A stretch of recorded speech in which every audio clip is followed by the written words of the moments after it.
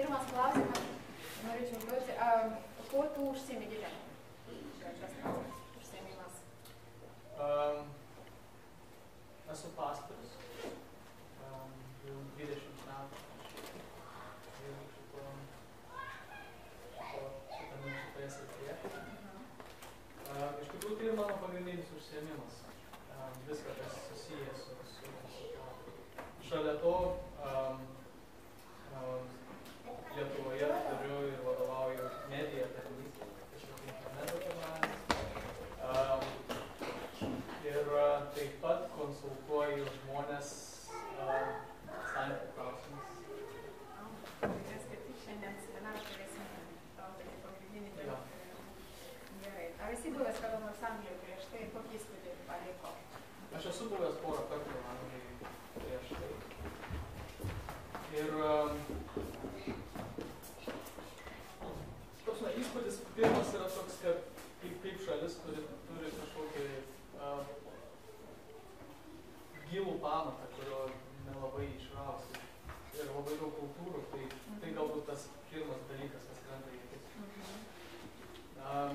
Aišku, kiekvieną šalį atvažiavęs, tu visą laiką matai kitą kultūrą ir iš jos gali kažką pasimokyti. Ir pats toje kultūroje gali pamatyti save iš kitos pusės. Tai va, tas dalykas man patinka. O šiaip turbūt pažinti Angliją tų 2 kartų nebuvo, neužteko. Tai labai daug negalėčiau tai pasakyti. Tiesiog. Tai tikimės šiam kartui, kai per tavo atvažiavimą bus gilesnė patirtis ir sužinojimas apie šią šalį. Ir dar porą klausimų. Kokius tu turi pomėgius? Kas tavo miela šiandien? Iš tikrųjų, tai skaityti, žiūrėti filmus protingus.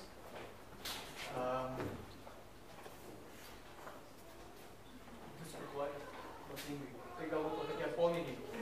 Knygos, filmai, bendravimas. Nors tai dalimi sudaro ir mano darbą, daug susiję, bet gal dėl to ir dirbu, tai tiek ilgai, nes gali pomėgį derinti. Ir paskutinės gal tavo gražiausia gyvenimo akimirka. Nebus siurprizas. Iš tikrųjų labai ilgai galvoti nereikėtų, nors štai pasigandau klausimą, gal paskui mintis. Jo, galbūt pati gražiausia tai vaiko gimimo. Ačiū labai. Prašom, duoti man.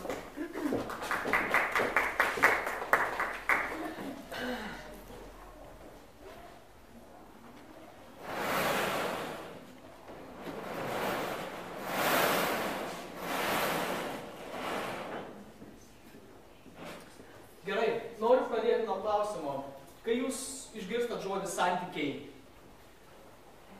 kokios asociacijos ir kas pirmiausia šauna jums į galvą? Žmonių santykiai. Bendravimas.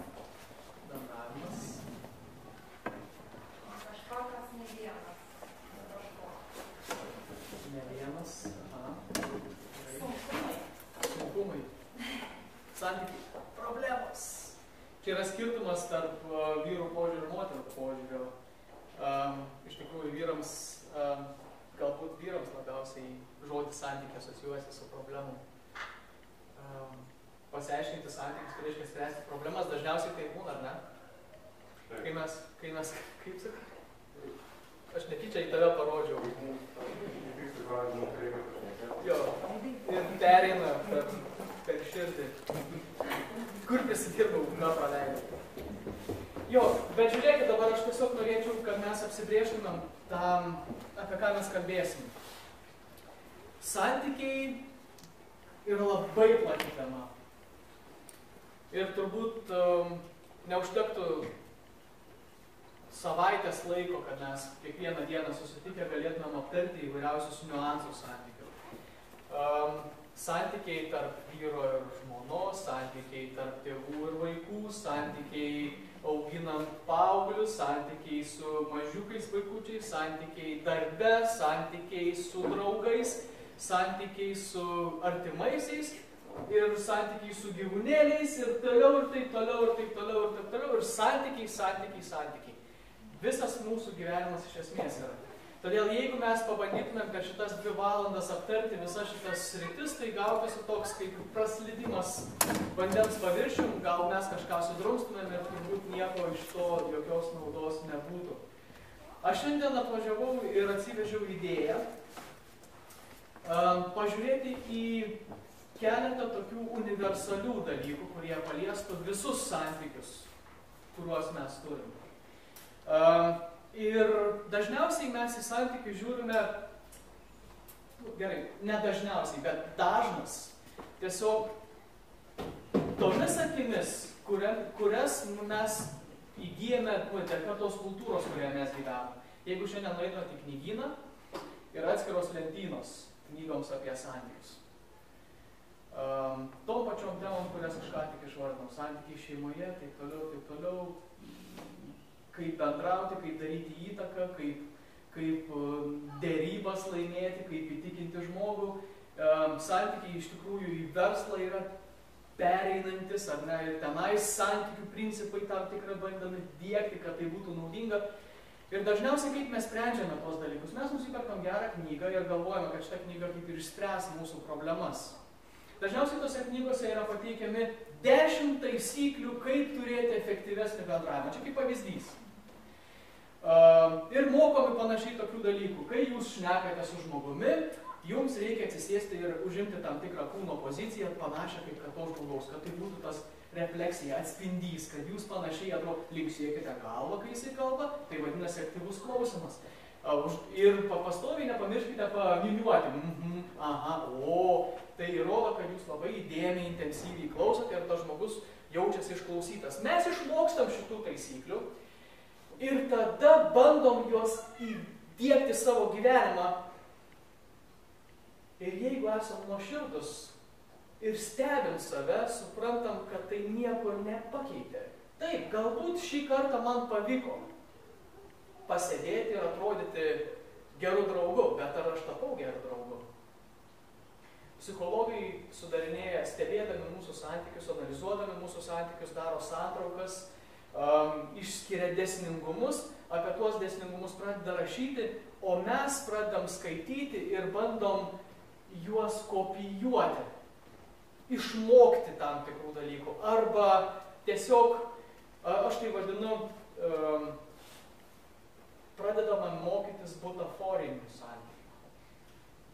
Nes mes iš tikrųjų neturim laiko. Didžiausia šiandien problema yra laikas. Mes nebeturime laiko kokybiškiams santykiams.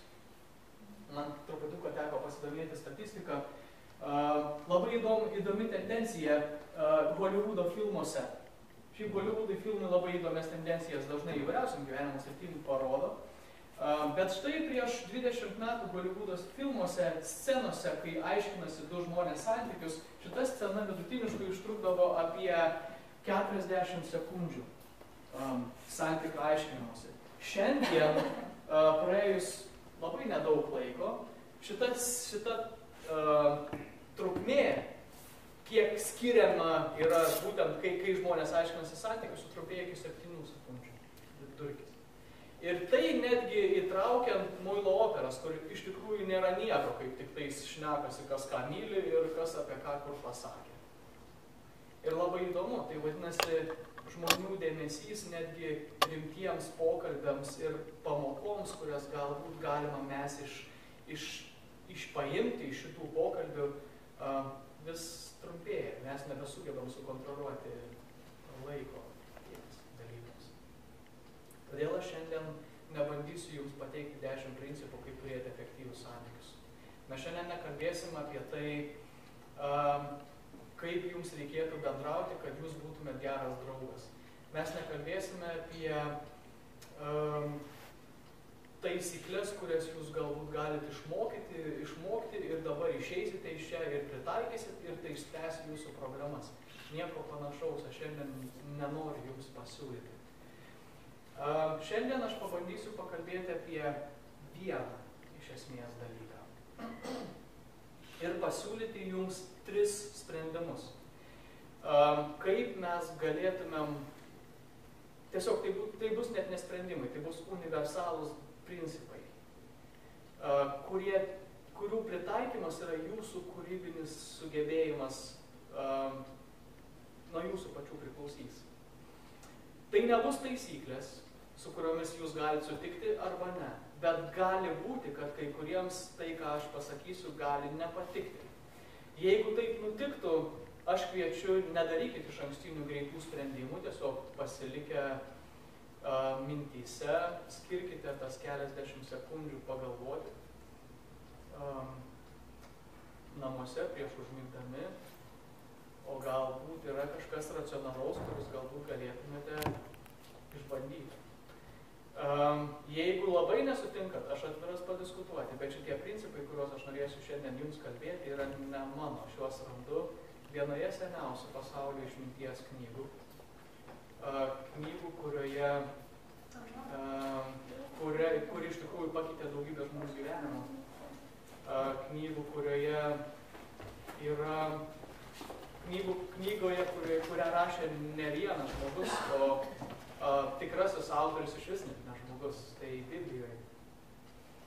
Ir šitie principai taip pat nėra ten užrašyti kaip taisyklės, bet kaip tam tikra kultūra, kuri prieš 2000 metų gyvenusiems žmonėms buvo natūrali.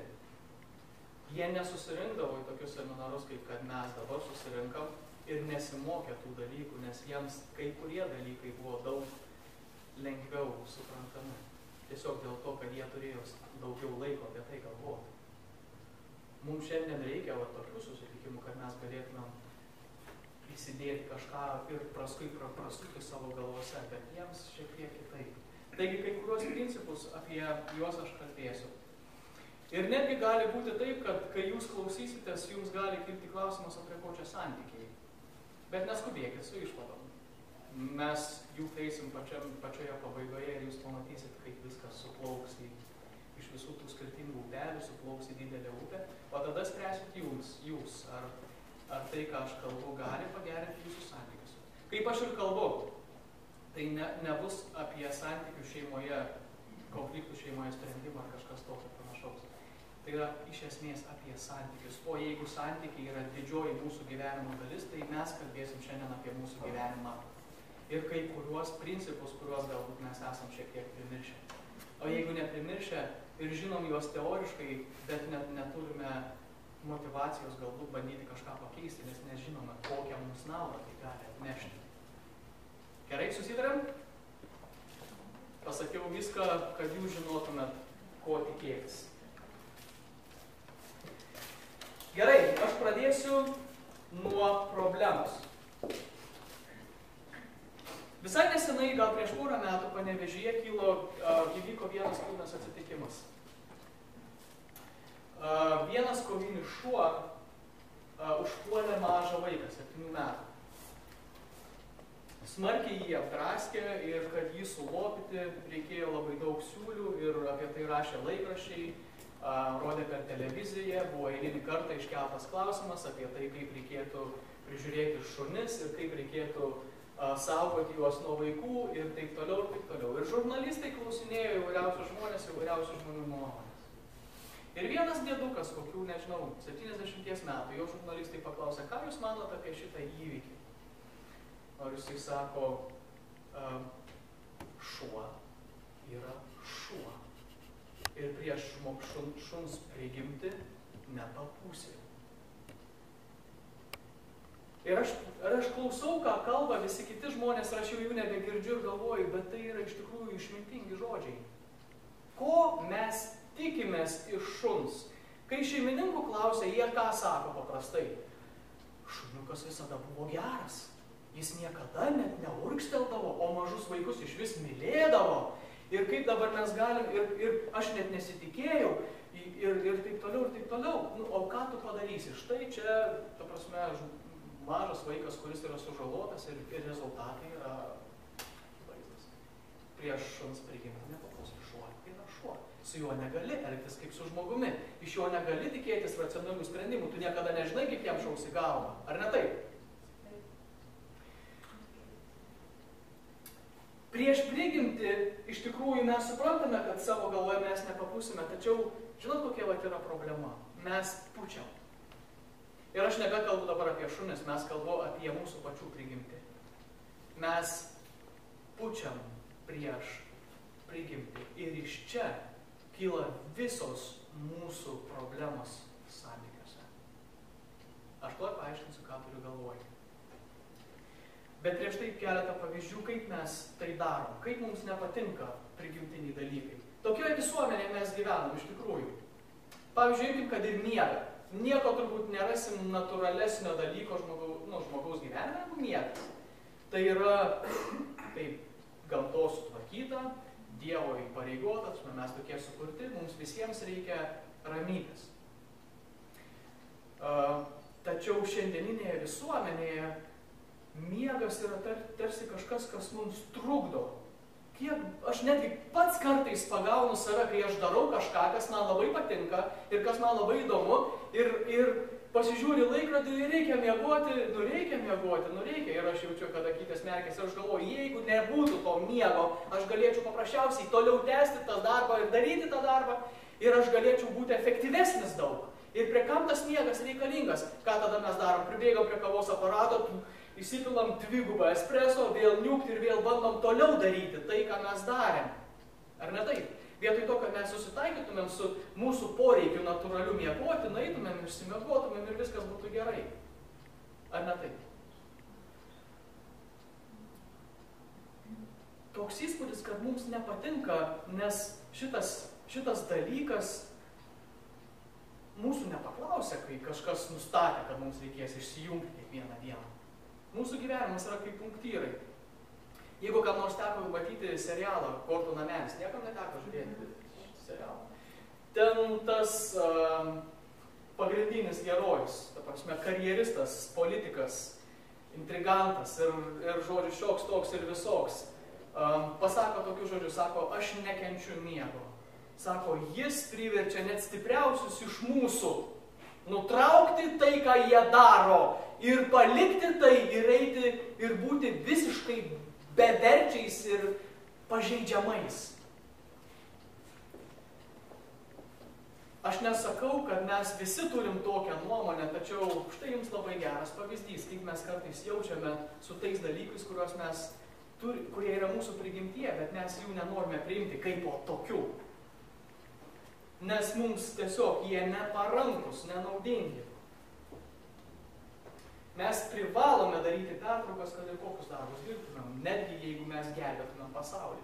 Netgi jeigu nuo jūsų priklausytų šio pasaulio likimas, jums vis tiek reikėtų pamiegoti ir jūs ilgiau neištemptumėt, kad ir kaip jums tai nepatiktų.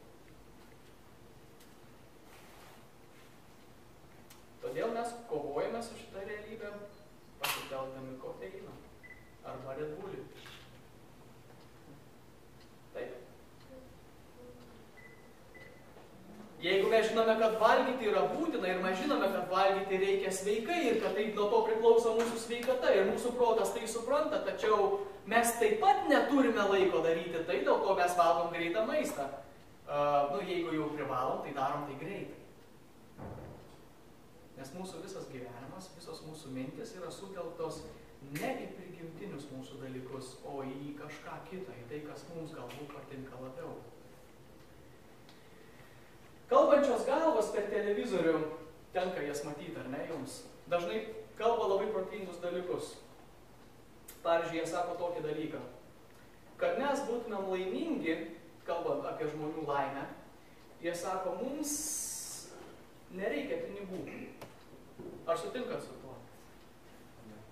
Ne?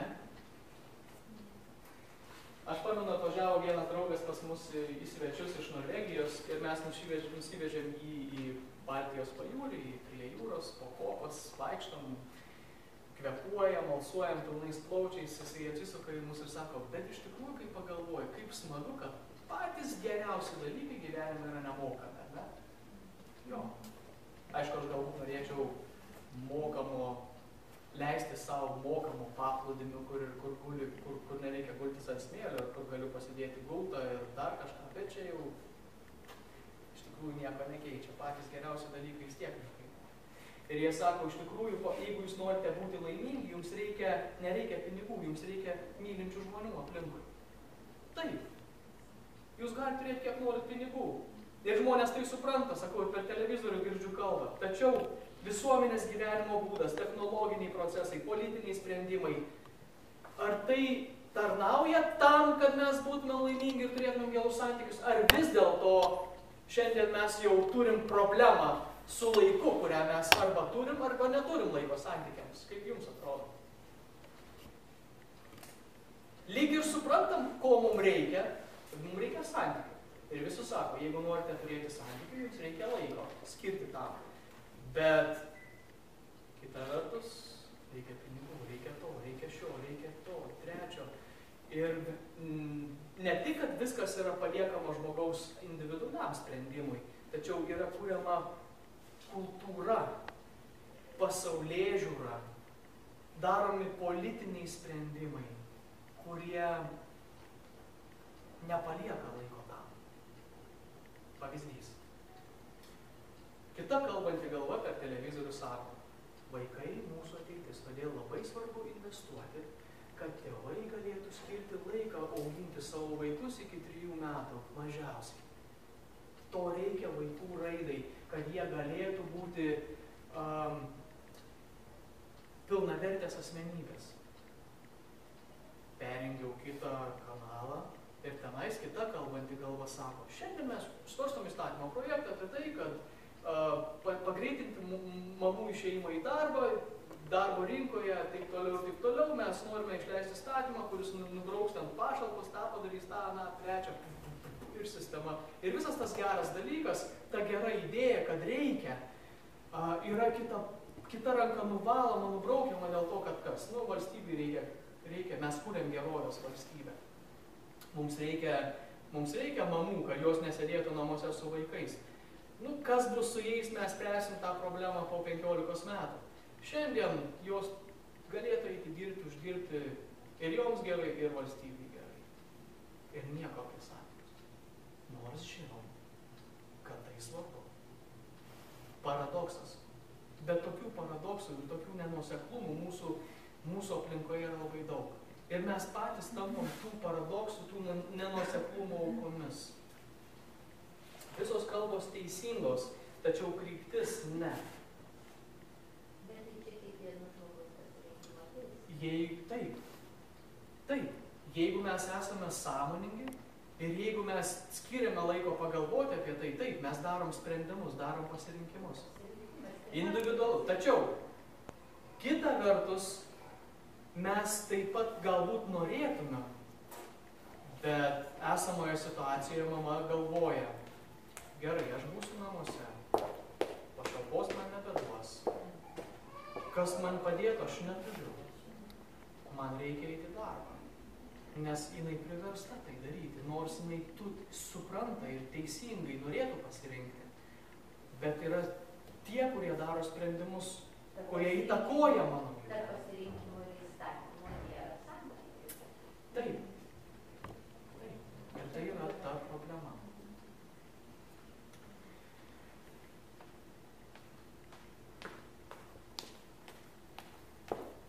Šiandien teko skaityti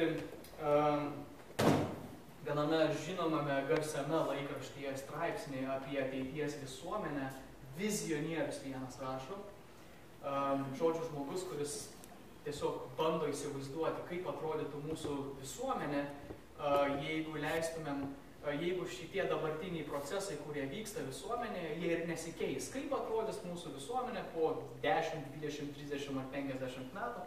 Ir jisai rašo, sako, kai kuriuose kultūrose, vakarų pasaulio kultūrose, tam tikrose kartose, tai reiškia galbūt daugiau jaunų žmonių tarpe, supratimas, kad vaikus auginti inkubatoriuose būtų daug efektyviau, pati idėja yra palaikoma beveik 60%. Tai reiškia, išvadas daryti patys.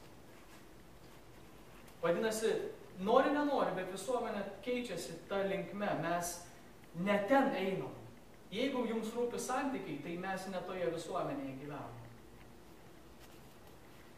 Bet ar yra kažką, ką mes galime pakeisti? Be abejo, taip. Tačiau štai, kokia mano pagrindinė mintis, ką aš norėjau pasakyti. Mes kovojam prieš savo prigimtį. Mes žinom, ko mums reikia, kad būtumėm laimingi, bet nedarom. Mes žinome, kas mums veikia, bet nedarom.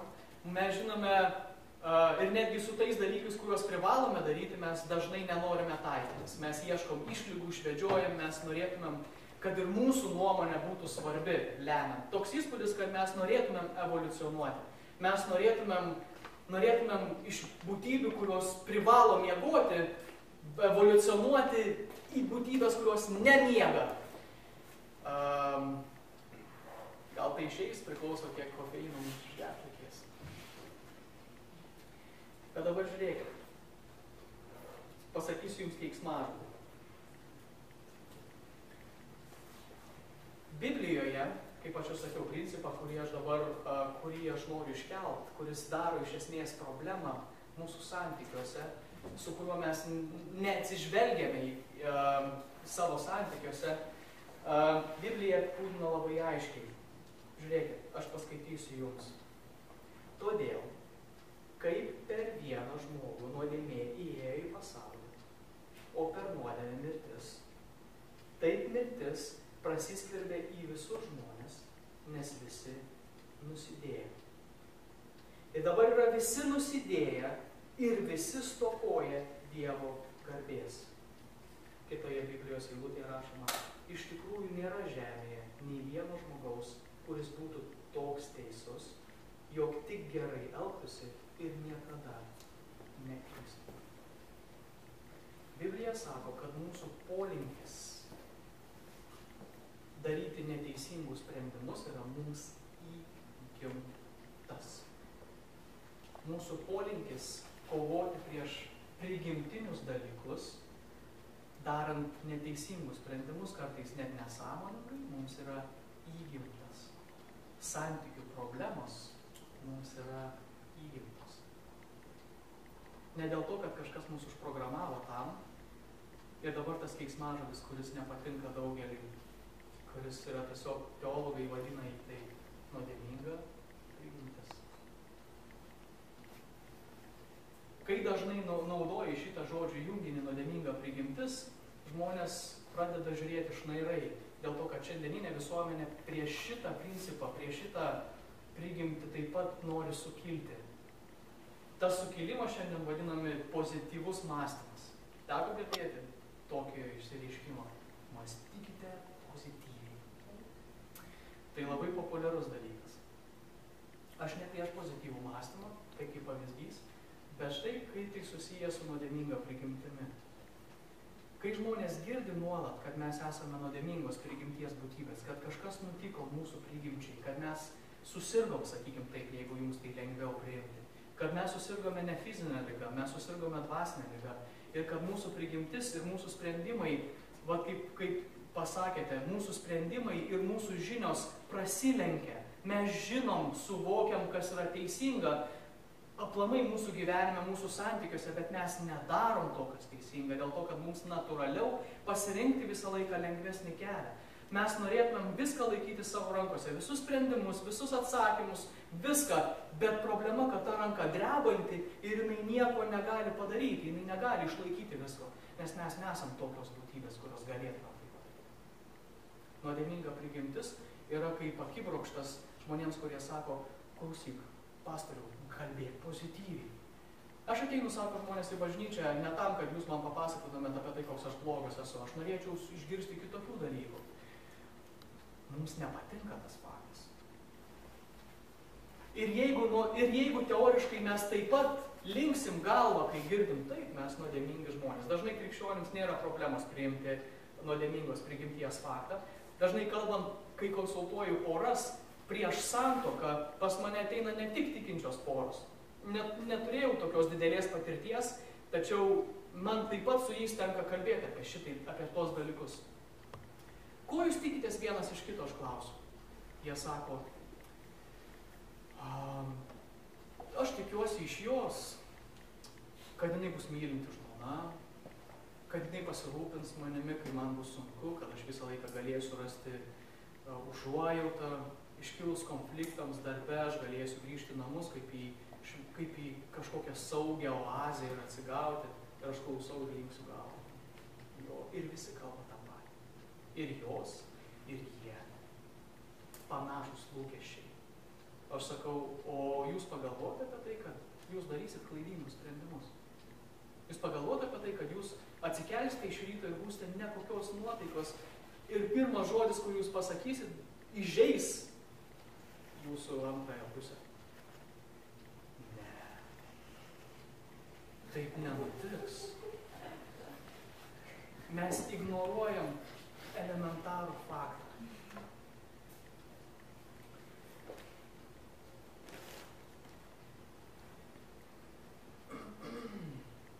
Aną dieną man teko dalyvauti viename svarbiame susitikime, kuriame buvo priiminėjami labai svarbus klausimai dėl, kad išvengti didelių problemų, kurių pasiekmes būtų labai svarbios ne vienam, o daugeliu žmonių.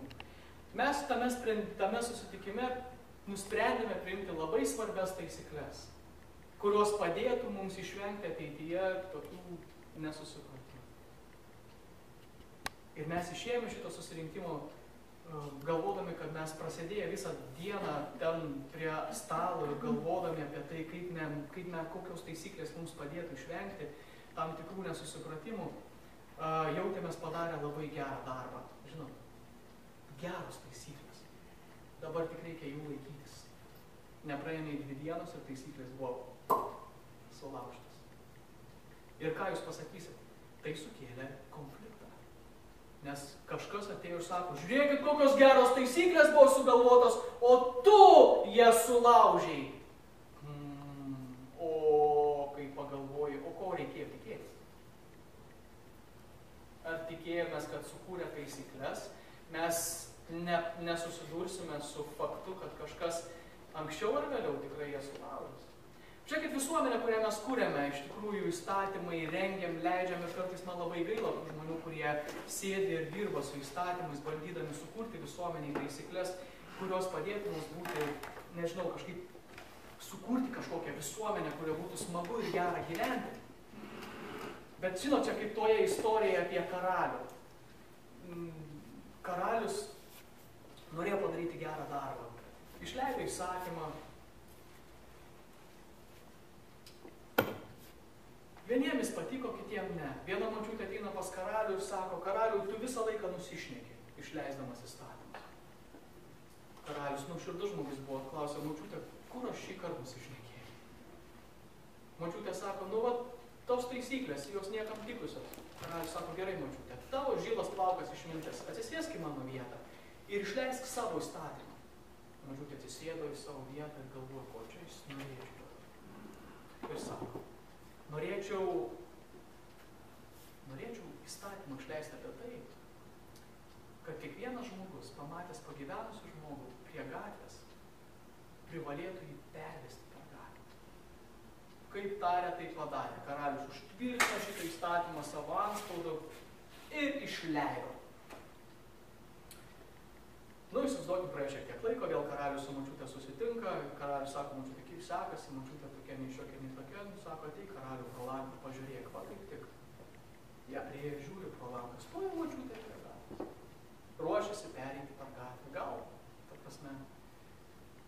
Prieina žmogus jaunas, įstatymas žinot, ką sako, reikia pervesti močiutę per gatvę. Pagavo ir tempia tą močiutę per gatvę. Močiutė jam sako, nereikia, aš pati, o jūs tempia, nu įstatymas yra įstatymas. Privertė močiutę, nugriuvo vidurį gatvės, nieko, pakėlė, nuvilko, nudrėbė ant kitos pusės gatvės. Įstatymą įvykdėm, viskas. Močiutė sako, ne to norėjau. Gera mintis, gera idėja, gera taisyklė, bet, nu, tai pavyzdys, gerai, gal kvailoka istorija, bet iliustruoja mūsų požiūrį nuolat vaikytis tobulumo, tačiau suvokimas, kad mes nesam tobuli, štai kur yra problema. Mes turėtumėm ir iš tikrųjų, man atrodo, ir tai pirmas teiginys, kurį aš dabar teigiu, kurį jums galbūt kviečiu permastyti, kad mūsų santykiai smarkiai pasikeistų į teisingą pusę, jeigu mes suprastumėm, kad nesam tobuli. mūsų lūkesčiai į kitą žmogų negali būti tokie rožiniai.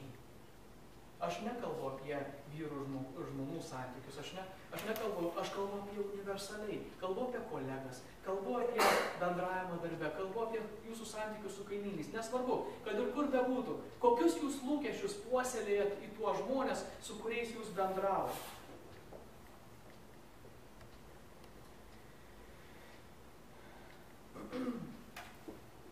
Vienas žmogus, nuoširdus krikščionis, tikintis žmogus vieną kartą guodžiasi man. Buvo problema pas vieną žmogų. Atėjus paprašyti pas mane pagalbos. Aš jam padėjau. Padėjau vieną kartą, padėjau antrą kartą, padėjau trečią kartą. O jis pradėjo manim naudotis. Ir taip pradėjo naudotis, kad, ta prasme, jis man padarė didelę žalą. Ir sako, dabar aš nebe padėsiu niekam. Užteks, viskas. Aš klausau ir tokių istorijų, gal ir jums teko girdėti kažko tokio panašaus. Aš klausau ir galvoju, gerai, tos istorijos jos visos jau 100 kartų girdėtos, tie patys žodžiai ir tas pats nusivylimas. Ir aš nebežinau, kaip žmogui pasakyti, kad kažką reikia, kažkas neveiks šitai. Ir aš tiesiog toptelėjau man į galvą mintis. Sakau, kaip tu manai, kas nutiktų, jeigu ištrauktum žuvytį iš akvariumo? Jis taip į mane. Gerai, čia jis ką tik guodėsi vos ne su ašarom akyse, pastor šneka tos žuvytės akvariume. Sakau, kaip tau atrodo, kas būtų? Žuvytė numirtų. Sakau, jeigu tu labai pasistengtum, tiesiog darytum jai dirbtinį kvėpavimą, galbūt palaizotum su laistuvėliu tą žuvytę, kaip tu manai, kas būtų? Jis sako, žaišku, žuvytę numirtų. Ta prasme, tai normalu. Sakau, o gal jinai, jeigu taip gerai palaikysi ją, sugebėtų evoliucionuoti į amfibiją, kuri gali kvėpuoti ir ore, ir vandenyje. Jis nerodo man taip, bet aš matau jo akyse tą. Prie ko čia žuvytės, prie ko čia amfibijos, prie ko, sakau, tapsme, ar tu tiki, kad tokie dalykai įmanomi, kad tokia evoliucija yra įmanoma? Tai aišku, kad ne. Jis man sako. Tai sakau, kodėl tu manai, kad sprendimas nedaryti kitiems žmonėms gero, kas yra iš tikrųjų teisingas elgesys, yra pateisinamas tik tai dėl to, kad žmogus, kuris yra kaip žuvytė ir negali išgyventi ištrauktas iš akvariumo, tave nuvylė. Ar gali būti taip, tokia evoliucija gali įvykti kaip iš Halko, žinot tos Halkas, kur rodo žalis tas toksai. Halkas taptų balerina.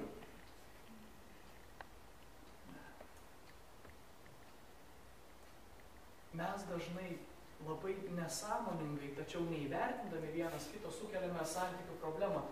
Tik tais dėl to, kad mes tiesiog užmirštame ir ignoruojame, nesąmoningai tai darome, tiesiog net negalvojame apie tai, kad mūsų lūkesčiai kitus žmonės yra neteisingi. Mes tikimės visai tų dalykų, kuriuos žmonės tiesiog duoti negali.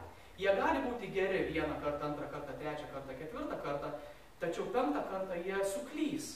Ir taip pat kartais ne iš blogos valios, bet jie suklys, nes jie tokie, mes tokie. Mes taip pat norim būti labai geri. Kiek jums pavyksta nesuklysti laiko? Kiek jums pavyksta iš prie geriausių norų nenuvilti žmonių, kurie jumis pasitikė? Kad ir kaip jūs stengiatės, kad ir kaip jūs mylit, jums to nepavyksta, juk taip. Sąžiningai, ranką pridėjęs prie širdies. Ar čia tik man vienam problema? Taip, tai mūsų lūkesčiai į kitus žmonės, kuo jie pagrįsti?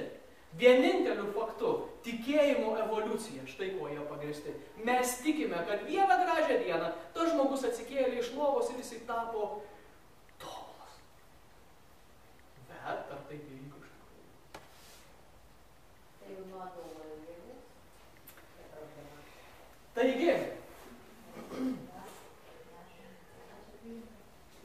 tai jums pavyzdys dar vienas praktinis gyvenimo santykių pavyzdys. Vat, ji ieško jo. Nu, nuėjo vieną pasimatymą, nuėjo kitą pasimatymą, į trečią pasimatymą. Iš pradžių viskas lyg ir gerai, paskui staiga nebegerai, tada dar blogiau, o tada išsiskiria ir apsivelka maikutę, ant kurios užrašyta visi vyrai kiaulės. Viskas. Supratom. Tiesa tokia. Praeina šiek tiek laiko. Įsivaizduokit, vėl nueina į kokį nors restoraną, sėdi ir staiga prie staliuko pamato jį. Akis jų susitinka. Kažkur girdėta ir jausta situacija, bet įsitikinimas viduj, kad šis kartas bus kitoks. Vat jau šitas žmogus tai kitoks. Jis negali būti tas kiaulė. Ir tada, o tu šventas naivume, ar ne? Ir kas didžiausia problema, kad po pirmo susitikimo ir nusivylimimo reikalavimų sąrašas jokių būdų nesutrumpėjo, ne. Į jį buvo įtraukiami papildomi punktai, kurie buvo priežastis nusivylimo ankstesnį kartą. Ir sąrašas ir taisyklės, ko mes tikimės iš kitų žmonių, jis ilgėja, tačiau mes visą laiką tikimės, kad šis kartas bus kitoks, unikalus. Kada kalbu su jaunais žmonėmis, kurie dar tik tais draugauja ir ruošiasi ir, ta prasme, ten, žinot, tie visi santykiai tarp vaikinų ir merginų, tie visi įdomus dalykai jiems, ta prasme, visą laiką aš tą iliuziją bandau sugriauti nuo pat pradžių. Negalvokit, kad jūsų santykiai yra kažkuo ypatingi. Šimtai, tūkstančiai, milijonai porų perėjo per tai ir visi jums pasakys tą patį, kad jūs niekuo nesate išskirtiniai ir jums bus visko. Ir kad santykių pagrindas tikrai negali būti jūsų lūkestis į kitą žmogų, kaip jūs ir ko jūs iš jo tikitės. Tai neteisingų santykių pagrindas.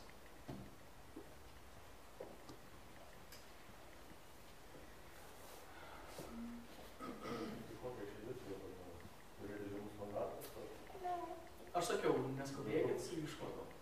Gerai, mes turim, dar kiek mes turim laiko? Kada mes teatrą